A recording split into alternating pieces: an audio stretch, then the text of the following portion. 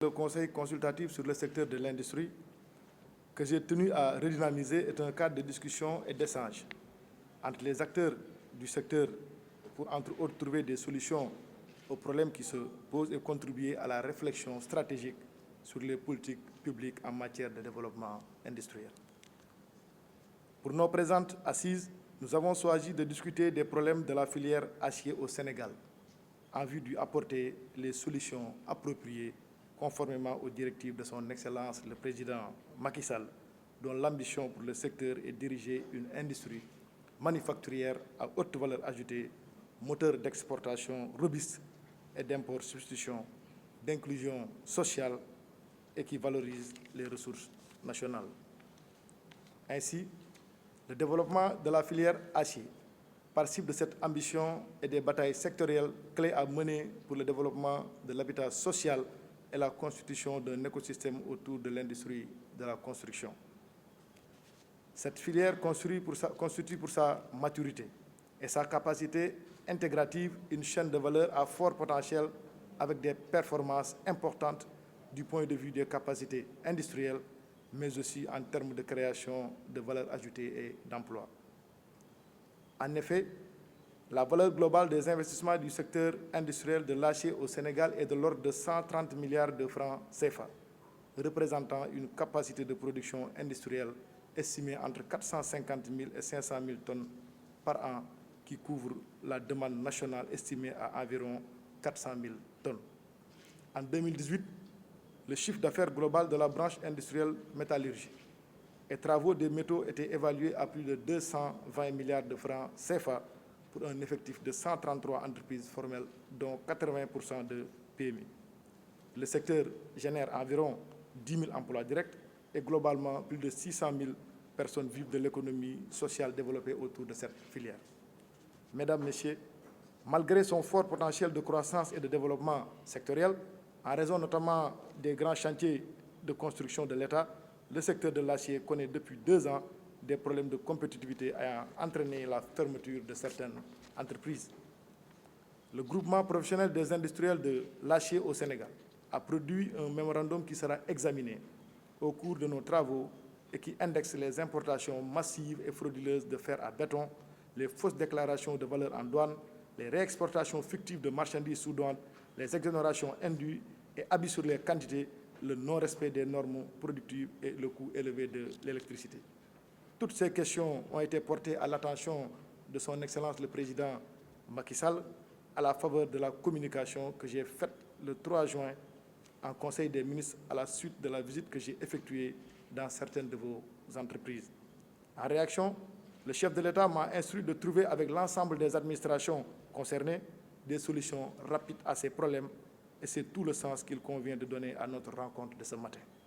Mesdames, Messieurs, au moment où notre pays prépare son plan de relance de l'économie post-Covid, la filière de l'acier doit capter aujourd'hui, plus que par le passé, toute notre attention car elle nous permet au moins de garantir notre souveraineté sur les produits dérivés et bâtir un écosystème d'industrie de matériaux de construction.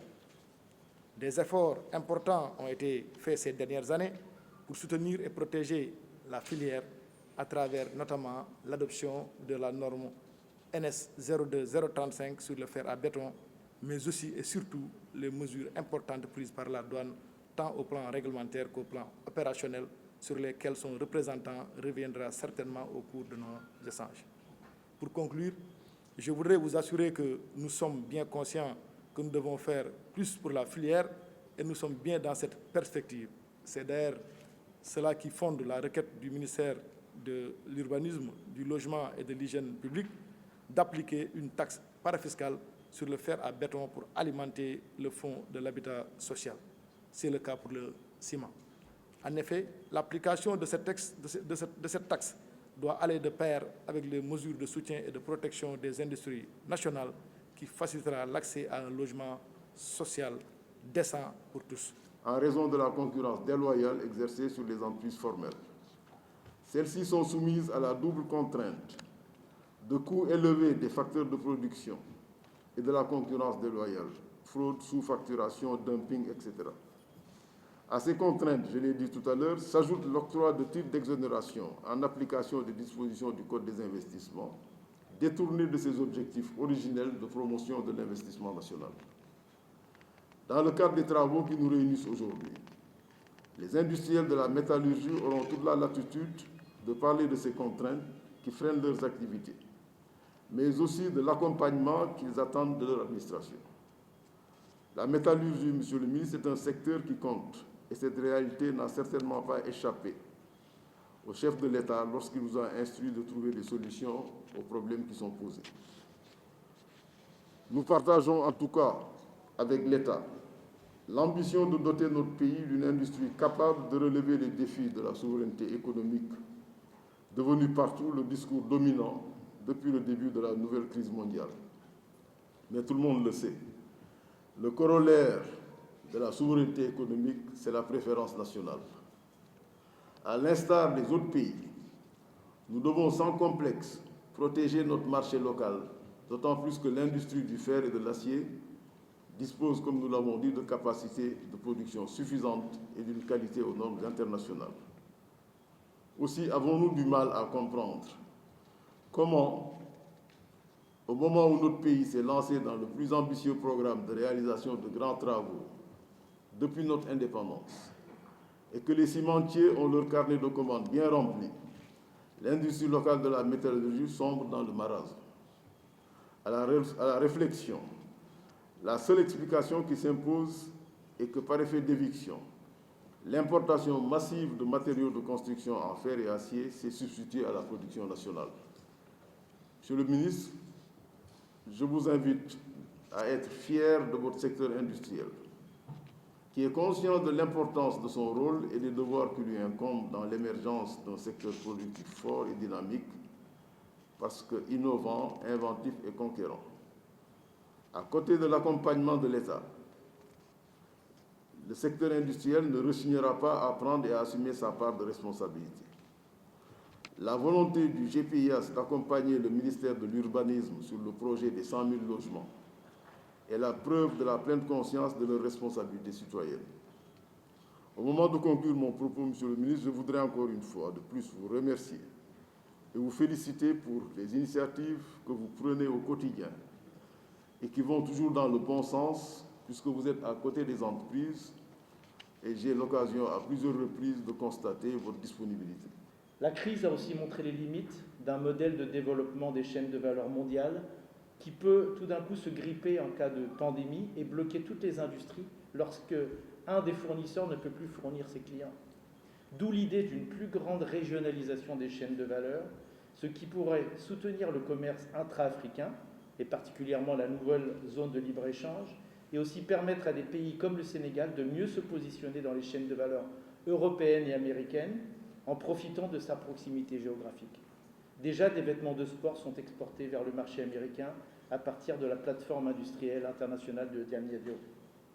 Ce que cette crise a révélé de manière spectaculaire est qu'il faut produire plus localement et réduire son exposition aux importations de produits essentiels. Son Excellence, Monsieur le Président de la République, l'a indiqué très clairement et très fort dans son adresse à la Nation lundi dernier. Il faut produire et consommer sénégalais. Je dirais aussi qu'il faut exporter plus de produits industriels qui sont plus rémunérateurs et moins de produits de base. Produire au Sénégal est particulièrement important pour la filière de l'acier et pour les secteurs directement liés, notamment la construction. Avec une urbanisation croissante, les programmes de construction de logements ont été rappelés.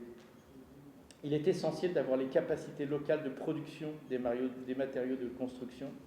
Il est un fait que le Sénégal ne manque pas d'atouts en ce domaine, avec une capacité de 500 000 tonnes par an et de nombreux produits industriels tels, j'en cite quelques-uns, les fardeaux de fer à béton, les tôles ondulées à zinc et cornière, les bottes de fer à béton plié, les bobines de fil machine, et j'en passe, car la liste est longue de tous les produits qui sont fabriqués au Sénégal. Ce secteur contribue aussi fortement à l'emploi, avec plus de 10 000 personnes directement employées, mais aussi toute une économie dont les bénéficiaires directs et indirects seraient estimés autour de 600 000 personnes. Le deuxième message est qu'il faut soutenir les industries sénégalaises, y compris l'industrie de l'acier, à améliorer leur compétitivité. En effet, le secteur de l'acier connaît des problèmes de productivité dus en particulier à des fraudes, cela a été rappelé par les représentants du secteur privé, des fraudes diverses, notamment les importations massives et frauduleuses de divers produits de l'acier et autres types de fraudes qui sont parfois très sophistiquées. Cette question de concurrence déloyale n'est malheureusement pas limitée au secteur de l'acier, mais aussi à d'autres secteurs, y compris l'agroalimentaire. Plusieurs études ont déjà montré qu'il s'agissait là d'un frein au développement industriel du Sénégal. Quelles peuvent donc être les solutions pour améliorer la compétitivité de la filière? Plusieurs mesures d'ordre réglementaire et fiscal ou d'amélioration des coûts des facteurs de production sont déjà proposées par le secteur. Elles peuvent certainement, sont utiles à court et moyen terme. Il serait cependant important de pouvoir aussi se pencher sur l'amélioration de la compétitivité en termes de gains de productivité, d'efficacité de la gestion des ressources, et notamment énergétiques, de qualité, de diversification et d'innovation. L'ONUDI a bien étudié le secteur de l'acier et a accompagné le secteur de l'acier en Égypte et aussi dans d'autres pays, et démontré par exemple que des mesures d'efficacité énergétique pouvaient représenter jusqu'à 30% du coût de l'énergie payé par les entreprises considérées. C'est énorme. Sans parler des autres gains possibles dans l'optimisation de la production, y compris par la digitalisation aussi, la gestion efficace des ressources et la production propre. Les questions de la qualité, de la conformité aux normes et standards internationaux sont aussi une dimension importante de la compétitivité. J'ai vu que l'ASN est ici, et donc je pense que c'est vraiment très important. Par ailleurs, un rapprochement avec des secteurs potentiellement demandeurs de produits de l'acier, tels que les transports et l'agriculture, tant au niveau du Sénégal que de la région, pourrait aussi permettre de mieux estimer la demande et d'y répondre en stimulant l'innovation et en permettant une plus grande diversification.